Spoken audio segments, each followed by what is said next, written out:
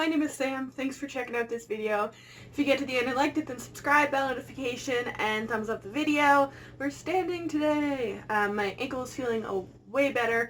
Still not 100%, so it was definitely just a sprain and not a fracture or a break.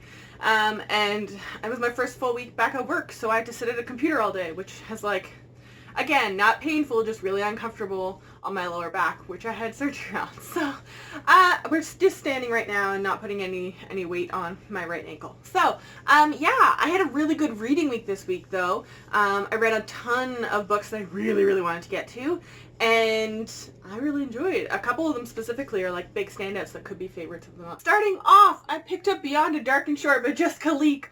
Finally, I pre-ordered this. This came out like a year and a half ago, I feel like, and I still haven't gotten to it. Waiting for an audiobook to come out because, there's some Gaelic-y leaning sounding names in this for sure, and I don't know how to pronounce any of those. And the audiobook didn't come out until a couple months ago now, actually. So finally gave this a read. And then I also had an arc of her next book, which is a standalone that is not a sequel to this, even though it has this same cover scheme. Anyways, I'm really happy I own the ARC though, because I'm definitely going to be picking it up and reading it. I really enjoyed this. I've never heard of this author before. This isn't her debut work as a whole, but it is her first YA novel, so maybe that's why. But I think if you're someone who liked Sky in the Deep for having those Viking elements, I think this will be one that you'd be quite interested in. I know we had Warrior of the Wild by Tricia Levenseller in 2019 as well, which has Viking elements. I think this leans a little bit more towards Sky in the Deep in terms of pacing, in terms of the characters, in terms of plot. I just loved this as a whole. It was really refreshing. It's got a lot of traditional, I feel like, YA structures and tropes for fantasies, but I think it was just a nice kind of breath of fresh air to read something that was not a just complete kind of YA fantasy that has, a structure that we all kind of follow, we substitute names in and out or whatever. This felt a lot different, and just maybe it was even just the cultural influences, because we don't get a ton of Viking, Gaelic, Irish before becoming the United Kingdom sort of worlds and structures and names and histories. I'm also a big fan of the enemies to lovers trope, so another big element of Sky in the Deep, which is present in this one as well. I feel like this one I would come back and reread every once in a while and maybe forget about it and then come back and reread it again and just kind of keep reliving that enjoyment of finding something fresh or something new. I think this is one I'm going to keep on a list for myself for when I feel like I'm falling into a slump of reading the same sort of books over and over and over again and losing interest. I think this would be a good one for me if I still want some of that fantasy elements that I'm craving in the genre, but I just don't want to read the exact same book over and over and over again with just names substituted in and out. Sorry, I should explain the book. The main character captures a Northman, and it has she has powers in her community which kind of ostracize her, puts her on the outskirts of the community even though her father's kind of running it, and there's a bunch of attacks going on in between all of these different communities. She stops them from killing the Northman that they capture, because she has a vision that she's supposed to use him to get what she wants in this world, and we end up finding out, he's there for, he was told by a person, raven, being, spirit kind of reasons too. Lady Rogue was arguably my favorite book of this week. I was really nervous about this, and now that I'm looking at I liked the book cover. I was like, yeah, I've seen way better, but it's not a Stockholm image of a person on it, right? A stock phone. What did I just say? Stockholm? It's not a stock photo. What is wrong with me? It's not a stock photo of an image. So, no, that's not even a proper sense. You know what I mean. But now that I'm looking at it, I'm like, I don't know. There's something wrong with it. I don't know if it's the weird flowers thrown in, or I don't know. There's just something weirding me out with it. Honestly, if you like the Stalking Jack the Ripper series, I think this is a really good book to take a look at. And just like the Stalking Jack the Ripper series, we are following Prince Dracula, which we do in the second book of the Stalking Jack the Ripper series. It's not a carbon copy. They're both historical fiction mysteries. They both center around Dracula, but this one, in comparison to the Stalking Jack the Ripper one, here we are essentially searching for the main character's dad, who is essentially was hired to find this ring that they think Dracula essentially made, and was split across the world, has been reorganized a couple different places, and there's a bit of paranormal, I don't know, fantasy, probably just more paranormal elements, that what the rings can do, and like 2 of the rings are fake, how do you know which one's real? So it starts off, the rings from Vlad the Impaler, but they're like following Dracula because like they think he has it and whatever. Yeah. And so the main character is Theodora. She is kind of in a weird situation that she's abandoned in a foreign country waiting for her father, who just never shows up. And then her like ex-stepbrother / former boyfriend, it's very weird to say out loud, suddenly appears, and then people start chasing them and trying to like kill them, and they think she has something and she has no idea what the heck they think she has. So she's also trying to look for her dad because she's concerned maybe he's dead, and then we start following down this path of her family ancestry, and her mother has died, again, stalking Dr. Ripper. So she's kind of trying to get reintroduced to her mother's side, who is from this geographic area that we're in, and it was just honestly really interesting. There's a lot of twists and turns throughout it. You're never like, oh, who's the bad guy? So there's no like, oh my god, at the end. But it's like the mystery of exactly what the rings are. And then honestly, the relationship between Theodora and her ex-stepbrother. His name's Huck, I think, right? Yeah. Huck, which is an interesting Irish name to have. And he shows up and they're gonna find her dad, and then all of the, emotions come back to the surface, and finding out that maybe her dad wasn't as honest with her as she was hoping he was. It's really, really interesting. I thoroughly enjoyed this book. The characters, I loved them. I'm trash for the romance, which is not a thing I say often. I feel like that was like I literally got to the end and I was like, not like, oh, let's play more of this mystery. I was like, okay, so we need to expand this into a series like Stalking Jack the Ripper, because I need to see where Theodora and Huck are going to go in this, because they're like, I could see them going to Egypt and like finding stuff in Egypt with conspiracies and stuff. Give it to me, please. Like, I don't, like, it wasn't originally like bought or sold or published or marketed or anything as a series, but it's wide open to use the characters more. I really, really wish / hope / beg that they do. I looked online, the UK cover is the same, but I'm going to look or watch and see if maybe they do a cover change for the paperback. I don't know what it is exactly about this. I just don't like I don't hate it, I just don't like the cover for some reason. It's got lots of like really pretty golden details, but there's something wrong or missing or not connecting with me or something. So I don't know. I'll like watch for a super steep discount or hope for a cover change, I guess. But highly recommend this series. Definitely a 5 out of 5 stars for me. Why did I say series? Definitely recommend this book. What is wrong with me today? Then I picked up A River of Royal Blood by Amanda Joy. This is the first in a duology. I love the cover of this one, kind of in contrast with Lady Rogue. I love the cover of this one. The book itself isn't bad. I think my struggle with this book is I've read this book. I know now it's great that we're getting substitutions of I know, really the only big difference I think that I really saw is the main characters and the cast and the cultural influences are Black, which is fantastic that we're finally getting that. So, Black girls can grow up and see themselves in books too, not just people that look like me. And like, I'm all for that, and I'm going to keep promoting that and buying those books for my libraries and suggesting it to our libraries to buy. But as a reader, I want something different and new. Like, if you're going to kind of put it in kind of the same YA structure, like, really mess with the magic. Do something quirky or weird or whatever with it. And I feel like this like kind of started, but it stalled out throughout the book, and my interest kind of started struggling in it.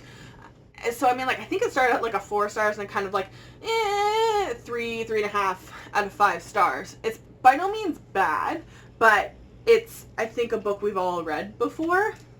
The sisters are kind of, have to do like a duel out at the end, and one of them's going to die and one of them's going to live, and, it's one of them doesn't exactly have access to powers and her magic abilities, and there's a lineage reveal. Like, there's a lot of like elements that are pretty traditional, and there's nothing inherently wrong with it. I just am kind of exhausted at this point, as someone who's my age, who's read as much as I have, of this sort of kind of structure.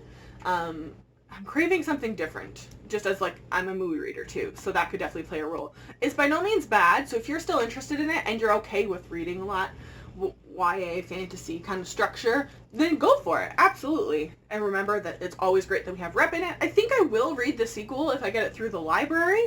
I wish they would have done something with the magic, or made one of the sisters stand out, or just something to make it a little different.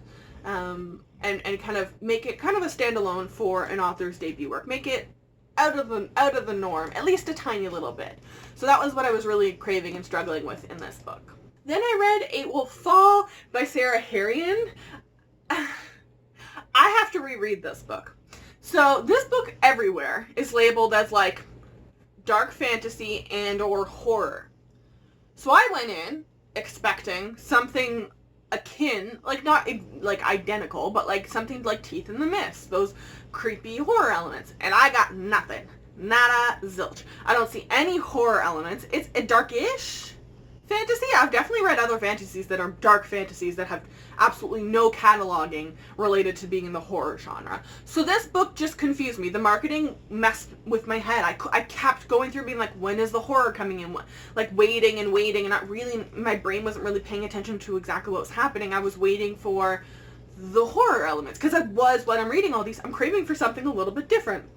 If it's going to mess with the genres or the characters or whatever. And it didn't do that. So it's just mismarketed, I think, honestly. I liked the characters. I liked the concept. I liked the world. I like that we have these evil politicians that take these characters and essentially force them into going on a quest for her.